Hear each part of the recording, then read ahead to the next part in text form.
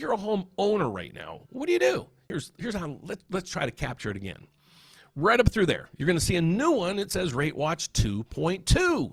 Okay, so what that does is, let me walk you through it just to show you how this works. This is actually going to give you what rate you actually qualify today with us. Okay, so let me show you. You're going to go in here and tell me a little bit about your mortgage. So you're going to say, Dan, I have a $440,000 mortgage. I bought it at the worst time I ever could buy, and the rate was 7.75. That was in November of 2023. So let's go back to there, November of 2023. I can only go back there and without losing you on the screen. 2023, okay, that's what I did. Okay, here's my payments. Yep, that's about it. Remember, this payment here is only principal and interest. Doesn't include your taxes and insurance. You can put all that in the previous page and it'll accumulate in here.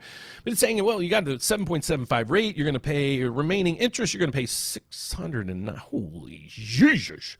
You're going to pay almost $700,000 in interest on there. Well, what can I do today? Well, let's look at this. Based on today's rate, 6.7, okay, that's Mortgage News Daily, and I cushion it a little bit. You could save $313 a month. Okay, that's pretty good.